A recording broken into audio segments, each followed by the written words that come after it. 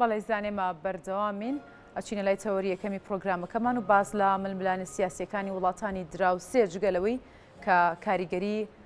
لە ڕووی سیاسی و استراتیژی و هەروەها ئەمنیش لەسەر هەرێمی کوردستان دروست کردووە، کاریگەری ئابووریشی بێگومان دروست کردووە. ئەمە جگەلەوەی کە لە کاتێکدا ڕێژەی بازرگانی نێوان عێراق و تورکیا بۆ لە سەدا 20 لەم ساڵدا بەرز بۆتەوە. لەم سۆنگەوە پرسین کاریگەری ململانە سیاسیەکان و فشارەکان بۆ سەر هەرێم وەک گرتنەوەی ئاو و هەروەها بۆردومانەکانی یاخود با بڵین بۆردومانکردنی ناوچە گەشتیاریەکان و گونجەکان لەلایەن وڵاتانی دراوسێەوە بەتایبەت تورکیا کاریگەریکی ئابووری لەسەر هەرێمی کوردستان دروست کردو. پەیوەندی دیپلۆماسیەکانی هەرێم تا چەند توانیوێتی کە ئەو زیانە ئابووری کە بەهۆی ئەو هێرش و پەلامارانەوە کە بۆ سەر هەرێم دەکرێت بتوانرێت لە ڕێگەی پەیوەندی دیپلۆماسیەکان و ڕابگرێت و زیانی کەمتری هەبێت. ئەمە پرسیارانە و چەندین پرسیاری دیکە ئاراستەی میوانەکەمان دەکەین. دکتۆر دلاوەر مەهدی پسپۆر لە بواری بازارگەڕی و جاراییدا کە ڕاستەوخۆ لە ستۆدیۆ میوانمانە. دکتۆر بەخێر هاتی. سپاس بۆ ئامادەبوونێت. دکتۆر ئەم فشارە و ململانی سیاسیانی کە لە کاکرێتە سەر هەرێمی کوردستان با بڵین ناوچەیە کە هەرێمی کوردستان و عێراق بەردەوام یەکلایکردنەوەی ململانی سیاسیەکان لە عێراق و هەرێمی کوردستانە بۆ وەک دەزانین. ئەم هەڕەشە و هێرشانی کە بۆ سەر هەرێمی کوردستانەکە جا ئەگەر بابەتەکە سیاسی بێت یاخود هەرۆکارێکی دیکە بێت لە ڕووی ئابووریەوە چە کاریگەریەکی لەسەر عێراق بە گشتی و هەروەها هەرێم بە تایبەتی بەجێهێشتووە. گومانی تیان نییە مەسایلی ئەمنیەت و ئاسایشی ئەو هەرێم یان وڵاتێک هەر وڵاتێک پەیوەندێکی ڕاستەوخۆی هەیە بە گەشەکردنی ئابووری و لە هەمان کاتا بە گەشەکردنی کەرتی گەشت و گوزارەوە بەڕاستی. لە هەر کاتێکا کە حاڵەتێکی نەخوازراوی ئەمنی ڕوو ئەدات بە شێوەیەکی گشتی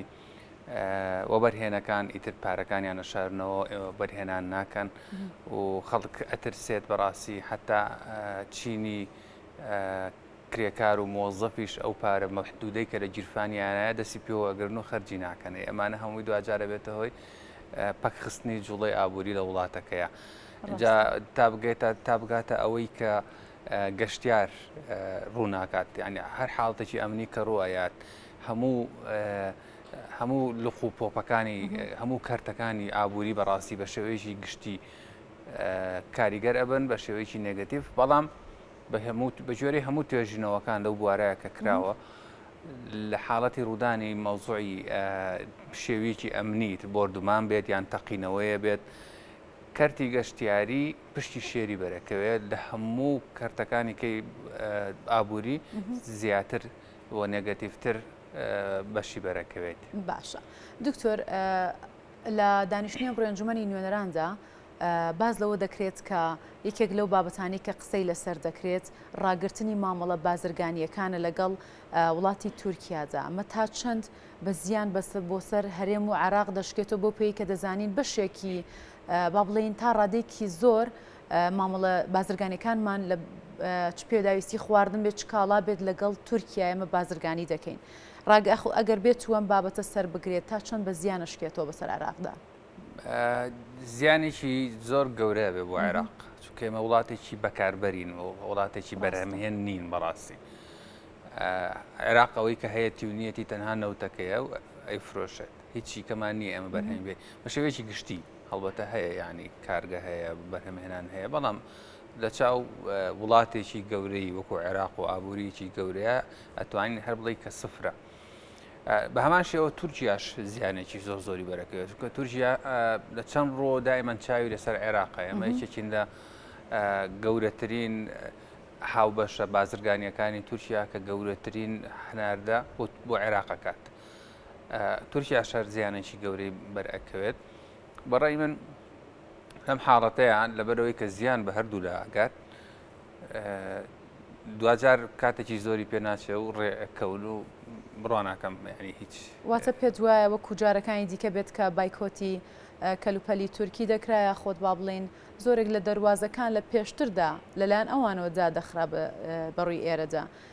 ماوەیەکی کاتی بێت و تا کۆتایی لەگەڵ یانە ڕۆن؟ منیش پێم وایە ماوەیەکی کاتی. ئەمە هۆکارەکە بێت کە بەزیان بۆ سەر هەردوو وڵاتە شکێتەوە؟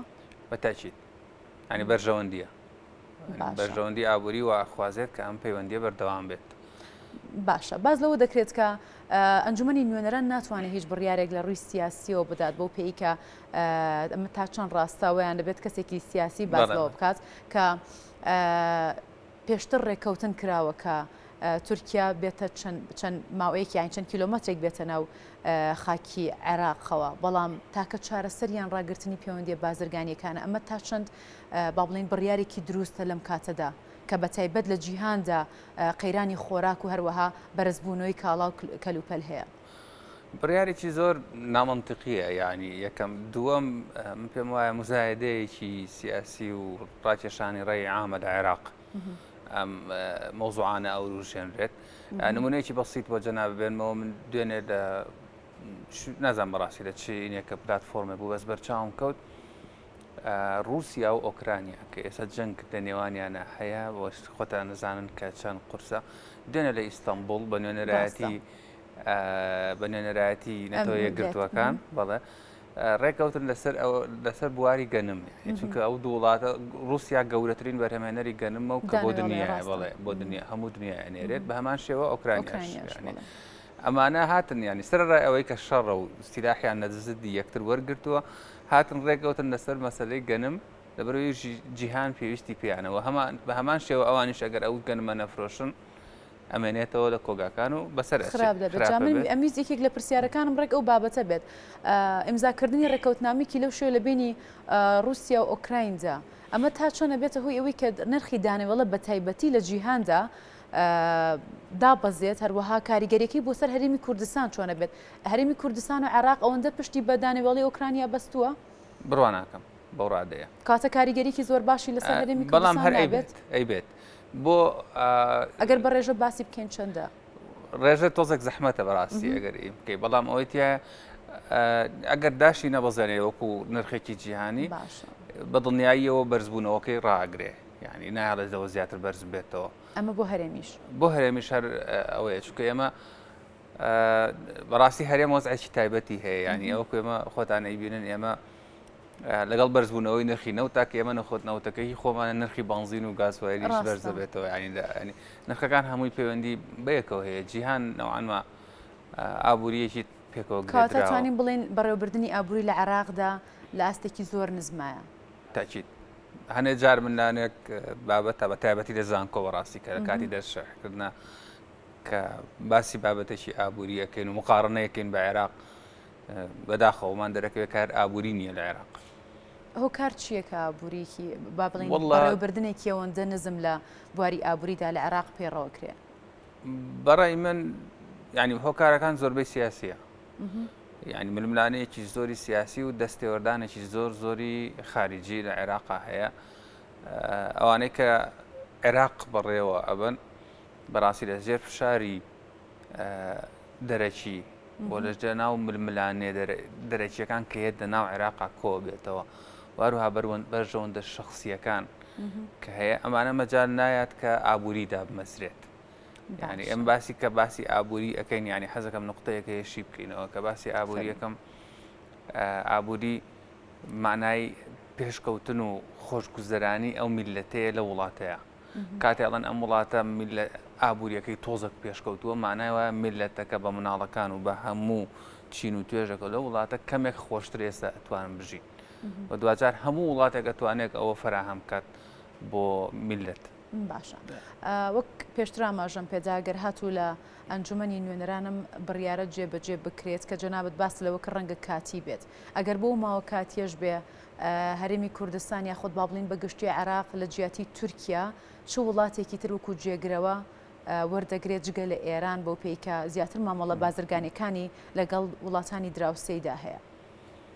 یاخود با بڵین پێویستە کاکی وەربگرێت بڕوا ناکەم بەدیلی هەبێ زەحمەتە بەسەراحەت یعنی ئەوە ئەگەر لە کەتی تایبەت بەڕاستی لە بزنسمانەکان بپرسی داوانێ ئەوان زۆر جوانتر و پڕ زانیاری تر وەڵامی ئەو پرسیارە بنەوە بەڵام لە هەر شوێنێکیکەوە ئێمە بازرگانی بکەین یەکەم تەنها کری نقڵەکە بچێتە سەر یعنی بە هەمان نرخێمە بمانێت ئەو شمەک و خزمەتگوزاریانە لە وڵاتێکیکەوە بە دیری تورکیا هاوردە بکەین تەنها کری نقڵەکە لەوانێت لەوە زیاتر بێت کە بەو سیارەی کە لە تورکیا ئەگات بە ئێمە باشە کەواتە من ناگەڕێتەوە بۆ کەم تەرخەمی با بڵین لایەنە پەیوەندیدارەکان بە بواری ئابووری لە عێراقدا کانیان توانیوە پەیوەندێکی زۆر باش لەگەڵ جگە لە وڵاتانی دراوسێ لەگەڵ وڵاتانی دەریشەوەیە دروست بکەن لە بواری ئابووری یاخود لە بواری بازرگانیدا بۆ یەگەر بەهات و لە حاڵەتێکی لەم شێوەیەدا نەتوانێت بۆ نمونیان بیەوێت لەگەڵ وڵاتێکدا مامەڵە بازرگانەکانی ڕابگرێت چەندین وڵاتی دیکە هەبێت جێگرەوەیە وڵاتە بن. یعنی بەدڵنیاییەوە ئەوەی کەچە نابدە لەی وایە بەڵام کەم تەرخەمەکە لە وایە بۆچی ئەبێت ئێمە نزیکی دەسا هەشتا لەسانەوەی بەکارهێنانی شمەکی ڕۆژانەمان اعتمادمان لەسەر وڵاتێکی دەرەچی بێ بۆ خۆمان ناتوانین بەرهەمی بهێنین. یعنی چی هەیە لە تورکیا کە لێرە نەبێت ئەوان ئەو هەموو بەرهەمهێنانەکەن و هەناردەی دەرەوەشیەکەن. باشە کاتەگەر من هەرەمە بکەمەوە بە پرسیار بۆ جەنابەت کاتە بۆچی نیانتوانی ئەوە بکەن بۆچی نیانتوانیەوە لە جیاتیەوەی بەکاربەر بن بتوانن وڵاتێکی بەرهەمهێن بن وڵاتێکی وەکو ئێران کە چەندین ساڵە دەزانین حەساری لەسەرە بەڵام لەگەڵ ژنانی هێشتووە بە شێوەی پێوەی دیار بێت یاخۆت با بڵین هاوڵاتیەکانی لە ڕێژێکی هەژاری زۆر نزم و لە برسێتیدا بژین. ینی ئێستاشی لەسەر بێت ئێران هەر هەناردەیەکی زۆر زۆری هەیە بۆ زۆربەی وڵاتان تەنانەت بۆ رووسیا تەنانەت بۆ ئەوروپا میوە و سەوزەی زۆربەی وڵاتانی خلیج ئێران دابینیەکە لەبەرەوەی دامەزراوەیەکی دەوڵەتیە بەڕاستی دامەزراوەیەکی دەستوریە کە ئابووری مانایەکی هەیە لە وڵاتەکە ینی ئابووری گەشەی پێ ئەدرێ بەمانە ئەسلەکەی خۆی بەڕاستی من ناتوان بچمەنە ئەوەیانەوە چونکە ئێمە دوجار کاربەدەستان مەسئولندەوە بەسەراحەت بەڵام هەروەکو ئاماژەم پێکرد ململانێکی زۆری دەرەکی یەتە ناو کوردستان لێرەیە بەڕاستی دروستە بەرەوەکو جەنابێشە ئاماژەت پێکرد یانی تەسەورەکەم ئەوە خەوەکارێ بێ بۆ ئەوە داوانە چەندین هۆکاری کە هەبێت کە باشە پەیوەندی دیپلۆماسیەکانی عێراق و هەرێم لەسەر ئاستی ناوچەی و هەروەها هەرێمیش لە بەرامبەر یاخود با بڵین بۆ گەشە پێدانی ئابووری وڵاتەکەیان لە چ ئاستێکدا دەبینی؟ یعنی لە ئاستێکی بەڕاستی نزم و شخصیە ینی وەکو خۆت ئاگاد لێ ئێمە لە وڵاتێکین ئەوە تقریبان دەمانگە چەندێکە ئینتیخابات کراوە هێشتا سەرۆکۆمارمان بۆ هەڵ نەبژێراوە یعنی ئێمە کە لە ناو خۆی خۆمانە مەسەلەن نەمانتوانی بە سەرۆکۆماری خۆمان هەڵبژێرین تۆ چاوەڕێی چ پەیوەندێکی دیپلۆماسیت و چه کاریگە چ پێشکەوتنێکی ئابووری لە وڵاتەکەیە. باشە کاتە ئەمە بەستە دەوێت کە پەیوەندی دیپلۆماسیەکانیش لەگەڵ وڵاتان جگەلەوەی لەناو خۆیدا نەیتوانیوە ڕێککەوێت و کۆک بێت لەگەڵ وڵاتانی شانی توانێت بگاتە ئاستێک کە بتوانێت لە بواری ئابووریدا گەشە بە ئابووری وڵاتەکەی بدات و پەیوەندێکی دیپلۆماسی باش لەگەڵ دەوروبەریدا دروست بکە. بەتاکید کاتە پێویستە چی بکات لەم کاتەدا یعنی ئەوەی کە پێویستە کات بیکات عێراق یاخود هەرێمی کوردستانیش بێ لەبەرەوەی دەزانین ئەگەر دەوڵەتیش نەبین وەکو ناو دەوڵمی هەرێمێکی گەورەین هەرێمی کوردستان پێویستە چی بکات بۆ ئەوەی کە ئەم هەڕەشە و ئەم ململانە سیاسیانی کە ڕوبەڕووی عێراق و هەرێمی کوردستان دەبێتەوە بتوانێت ئەگەر تا ڕادەیەکی کەمیش بێت کاریگەریەکان لەسەری ئەوەندە زەق نەبێتەوەنە گەورە نەبێ. هەرێم مەوزوعی هەرێم بەڕاستی مقارنەکردنی بە عێراق تۆزێک قورسە لەبەرەوەی وەکو ینی هەرێم کیانێکە کە دەوڵەت نین بەڕاستی ئێمە لێرەیە کە دەوڵەت نەبوویت ئەترافە پێ ناکرێت بە هیچ شێوەیەک کە وەکو دەوڵەت تەعامل لەگەڵ بکرێت ناتوانێت بچتە ناو کۆمەڵێک ئیتفاقیاتی بازرگانی و معاهداتی نێودەوڵەتی و ئەم جۆرە شتانەوە کە بەڕاستی وەکو دەوڵەت تەعامل لەگەڵ ناکرێت مۆزوعی هەرێم تۆ جیاوازە بەڵام بە هەموو شێوەیەک ئەگەر دیسان ململانێ ناو خۆیەکان بەڕاستی زاڵ ببرێ بەسەریان یەکەم دووەم بەڕێوەبردننی هەرێمی کوردستان بە سیستەماتیک بکرێت یعنی وەکو زۆربەی وڵاتە پێشکەوتوەکان بۆ نمونە بەریتانیا ئەمریکا ئەڵمانیا کاتێککە ئینتیخاباتێکە کرێت و ڕئیسێک یێتە سەر حکم چی لە مەسەلەکە گۆڕێت چی لە خۆشگوزەرانی خەڵکە گۆڕە هیچ بەردەوامە لە بەروی مافەکان هەمووی دابین کراوە. باشە ینی ئەگەر شتێک گۆڕانکاریەک ڕووبات لەسەر سیاسەتی خارجی ئەو وڵاتانە ڕوەیە ئەجینا تەمینی حیات کراوە مافی مناڵ لەوێ مەسەلا ئایندەی هەموو کەسەکان دەخانە نشینی لە بەدەمەوە بوون لە هەموو شتێک وەکو خۆی ئەڕوا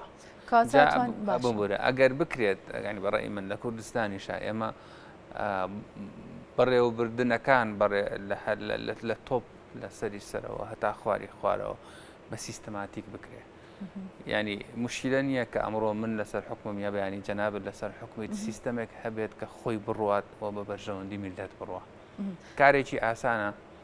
کارێکی زۆر ئاسانە ئەگەر ئیرادەیەکی جددی هەبێت بۆ دروستکردنی ئەم سیستەمە. باشەکاتە من بەستە دەوەیە گەربێت و پەیوەندی دیپلۆماسی جگەلەوەی لەگەڵ دەرەوە و لە ئاستی ناوچی و هەرێمیە هەبێت دەگەل لە ناو خۆدان پەیوەندیانە هەبێت و ڕێک بخرێت و هەر نمونەی زیندوو پێکێنانی حکوومەتە و کاتاتوان لە بواری ئابووریشدا پلانی تۆکمەتریان هەبێت بۆ ڕوبەڕووبوونەوەی ئەو گرانیە یاخۆت کەمە لە جیهاندا دروست بۆ بەڵام ڕەنگە کاریگەریکی گەورەی لەسەر هەرێم هەبێت بۆ پێیکە چەندین جارە باسیەوە دەکەینەوە کە ململانی سیاسی خۆت با بڕین هەڕەشە و با بڵین پەلامارەکان بۆ سەر هەرێمی کوردستان زۆرن لەگەڵەوەشدا ئێرانیش لەم لاوە هەموو ماوەیەکی کەم ئاوی ڕووبارەکانی خودت باڵین ئەوەی کە داخلی هەرێمی کوردستان و عێراق دەبێت دەیگرێتەوە. جا من ئەوە ئێستا ئەوم بیرهاتەوە گرتنەوەی ئاو لەلایەن ئێرانەوە ئەمە لە ڕووی ئابووریەوە با بڵین سەرچاوی ئاویەکانە گەر باسی بکەین تا چەند کاریگەری لەسەر عێراق دروست دەکات. تأكيد كاريجرية بيت يعني واضح على لشر ويكو كاريجرية كاتي كشتو قالبة تابت كشتو قالي شد نبو دوبارة تأثير لسر بواري آبورين تماتو خياركش لا إيران وبيني وأيش أقربية بيت كسيارك لسر جرانكات وجوتيارا كاني خمان ما يبوتش بن هيج استفادة يجي نابه يعني أبد هم يفشار أبو سر هريم صراحة يعني باشە کاتە پێت وایە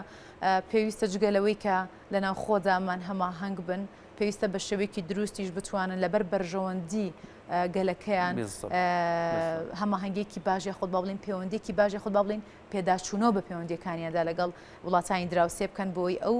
زەرەرە ئابووریە گەورەیە لەسەر هەرێم نەکەوێت یا مەترسیە ئەو مەترسیە ئابووریانەیە کە دایم هەیە يعني پلاچێکە پەنجەی پیا بنێت ئاوەکە ئەگرێتەوە ڕاستە مەسەلا تورکیاش ئەهرەوەیەکە حدودەکەدا بخات یەک تەلەفۆنکە یان ئیمێڵە بنێرە بڵێ دایخەنەوە دەرگایە يعني دائما لە لێواری مەترسیەکی گەورەیە هەرێم يعني زۆر دەبەرەوە زۆر ڕێخستنەوەی ناوماڵی هەرێم زۆر مهمە بەڕاستی کە ئەوە هەبوو يعني حسابکە کە عایلەیەکە بەڕاستی کە لەم عایلەیە ئەگەر ژن و مێردەکە بۆ خۆیان پێکەوە ناکۆک بوون ئایاتوان هیچ علاقاتێکی ئیجتیماعی دروستکەن ئایاتوان مناڵێکی سەرکەوتوو مناڵێکی ڕەوش تەن دروست بەرهەم بهێنن زەحمەتە بەڵێ زۆر سپاس دکتۆر دلاوەر مەهدی پسپۆڕ لە بواری بازارگەری و دارایی سپاس بۆ ڕوونکردنەوەکانە بەخێر هاتی ماندوو نەبیت.